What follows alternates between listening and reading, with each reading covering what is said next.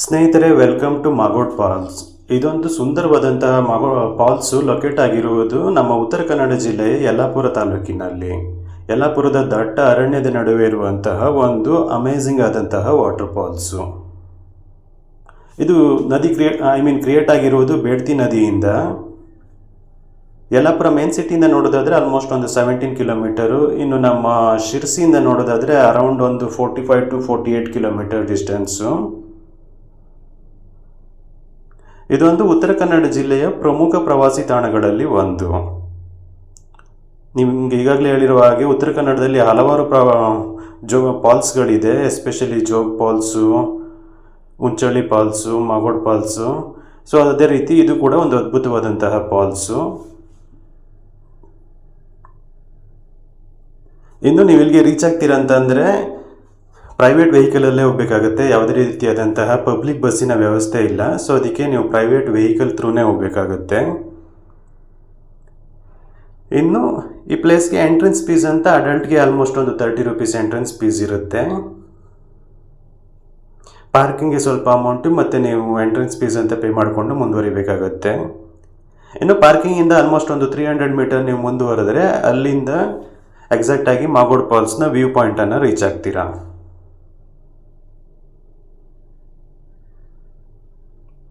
View point ಮಾತ್ರ ತುಂಬಾ amazing ಆಗಿದೆ. ಆಲ್ಮೋಸ್ಟ್ 3 ರಿಂದ 4 ವ್ಯೂ ಪಾಯಿಂಟ್ಗಳನ್ನು ಕಲ್ಪಿಸಿದ್ದಾರೆ. ಇಲ್ಲಿ ಅಲ್ಲಲ್ಲಿ ನಿಂತು ನೋಡಬಹುದು. ಈ ಅದ್ಭುತವಾದಂಥ ಮಾಗೋಡ್ ಫಾಲ್ಸ್ನ ಬ್ಯೂಟಿ ಏನಂದರೆ ಇದು ದೊಡ್ಡದಾದಂಥ ಕಣಿವೆ. ಆಲ್ಮೋಸ್ಟ್ ಒಂದು 650 to 700 ಫೂಟ್ಗಳಷ್ಟು ದೊಡ್ಡದಾದಂಥ ಕಣಿವೆಗೆ ನೀರು ಧುಮ್ಮಿಕ್ತಾ ಇರೋದು.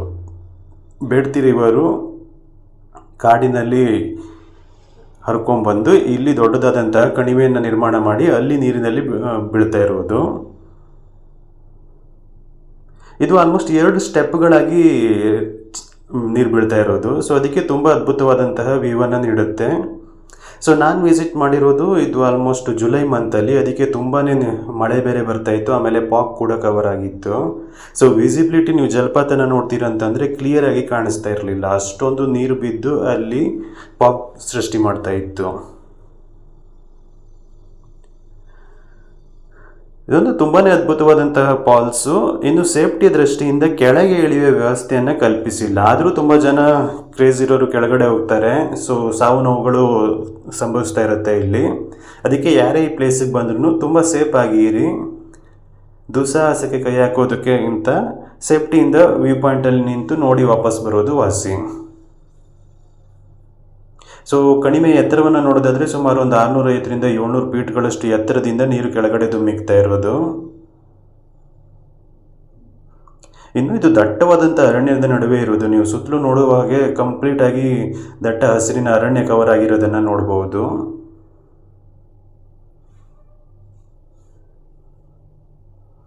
ಸೇಫ್ಟಿ ದೃಷ್ಟಿಯಿಂದ ಜಲಪಾತದ ಕೆಳಭಾಗಕ್ಕೆ ಇಳಿಯುವುದಕ್ಕೆ ಯಾವುದೇ ರೀತಿಯಾದಂತಹ ಅವಕಾಶ ಇಲ್ಲ.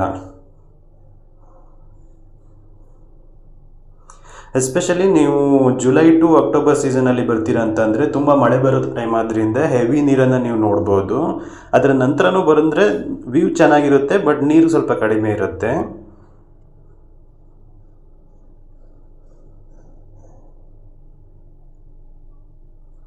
ಆಲ್ಮೋಸ್ಟ್ 3 ರಿಂದ 4 ವ್ಯೂ ಪಾಯಿಂಟ್ಗಳನ್ನು ನೋಡ್ಬೋದು. ಇಲ್ಲಿ ಪ್ರಮುಖವಾದಂಥದ್ದು ಇವಾಗ ನೋಡಿರುವ ವ್ಯೂ ಪಾಯಿಂಟು. ಅಲ್ಲಿಂದ ಮುಂದುವರ್ಕೊಂಡು ಹೋದರೆ ಆಲ್ಮೋಸ್ಟ್ ಒಂದು 600 to 700 ಮೀಟರ್ವರೆಗೂ ಮುಂದೆ ನಡ್ಕೊಂಡು ಹೋದರೆ ಆಲ್ಮೋಸ್ಟ್ ಚೆನ್ನಾಗಿರುವ ಒಂದು 3 ವ್ಯೂ ಪಾಯಿಂಟನ್ನು ನೀವು ಇಲ್ಲಿ ನೋಡ್ಬೋದು.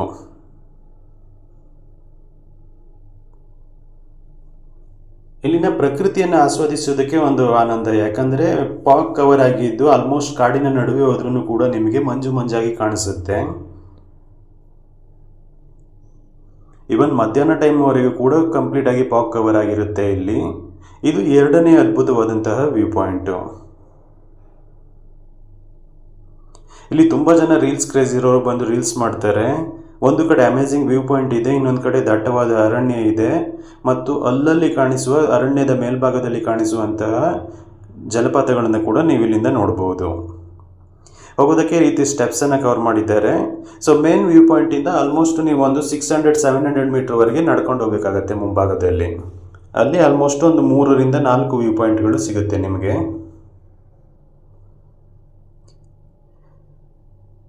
ಇನ್ನು ಫೆಸಿಲಿಟೀಸ್ ವೈಸ್ ಹೇಳೋದಾದರೆ ಇಲ್ಲಿಗೆ ಬರ್ತೀರಾ ಅಂತಂದರೆ ಸ್ವಲ್ಪ ಬೇಸಿಕ್ ಥಿಂಗ್ಸನ್ನು ನೀವು ಕ್ಯಾರಿ ಮಾಡಬೇಕಾಗತ್ತೆ. ಇದೇನು ತುಂಬ ಡೆವಲಪ್ ಆಗಿರುವಂತಹ ಪ್ಲೇಸ್ ಏನೂ ಅಲ್ಲ.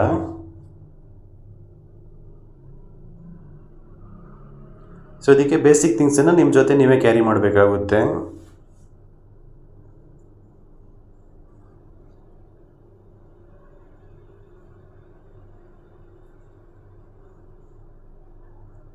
ಇದು ಎರಡನೇ ಅದ್ಭುತವಾದಂಥ ವ್ಯೂ ಪಾಯಿಂಟು. ಅಲ್ಲಿಂದ ಮತ್ತೆ ಸ್ವಲ್ಪ ಮುಂದೆ ನಡ್ಕೊಂಡು ಹೋದರೆ ಬಲಭಾಗದಲ್ಲಿ ಇನ್ನೊಂದು ವ್ಯೂ ಪಾಯಿಂಟನ್ನು ಕೂಡ ನೋಡ್ಬೋದು.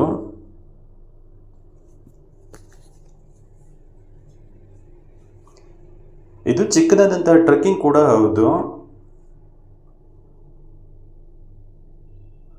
ಎಸ್ಪೆಷಲಿ ನೀವೇನಾದರೂ ಉತ್ತರ ಕನ್ನಡ ಜಿಲ್ಲೆಯಲ್ಲಿ ಇದ್ದೀರಂತ ಅಂದರೆ Magod falls one of the must visit place. ಹಾಗೆ ಮುಂದುವರ್ಕೊಂಡು ಹೋದರೆ ಮೂರನೇ ವ್ಯೂ ಪಾಯಿಂಟ್ ಹತ್ರನೂ ರೀಚ್ ಆಗ್ತೀವಿ. ಅಲ್ಲೂ ಕೂಡ ವ್ಯೂ ತುಂಬಾ ಅಮೇಝಿಂಗ್ ಆಗಿದೆ.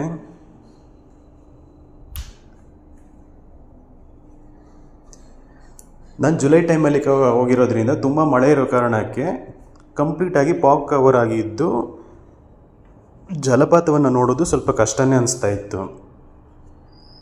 ಯಾಕಂದರೆ ಎಲ್ಲ ಕಡೆ ಫುಲ್ ವೈಟಾಗಿ ಮಾತ್ರ ಕಾಣಿಸ್ತಾ ಇತ್ತು.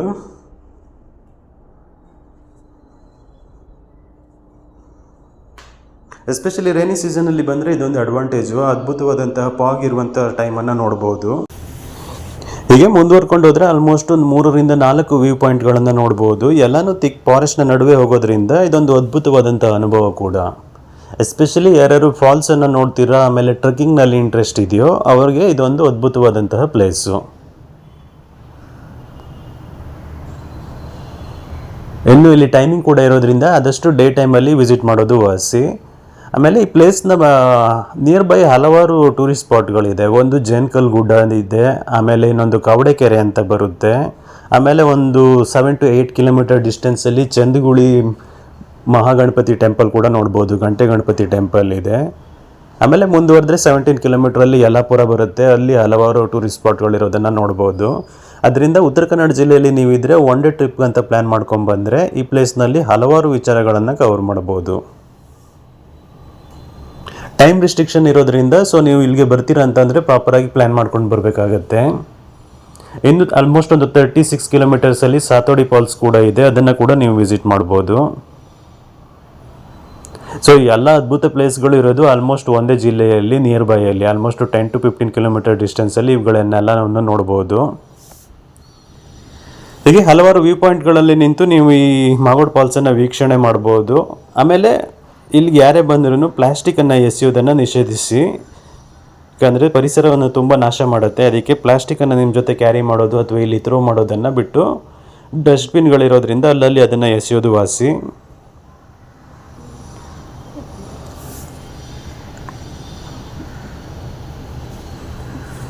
ಇನ್ನು ನೀವು ರೈನಿ ಸೀಸನಲ್ಲಿ ಬಂದರೆ ಈ ಥರ ಅದ್ಭುತವಾದಂತಹ ಪಾಗ್ ಇರುವ ನೇಚರನ್ನು ನೀವು ಕವರ್ ಮಾಡ್ಕೊಬೋದು. ಸೊ ಇದು ಒಂದು ಅದ್ಭುತವಾದಂಥ ಎಕ್ಸ್ಪೀರಿಯನ್ಸ್ ಇಲ್ಲಿ.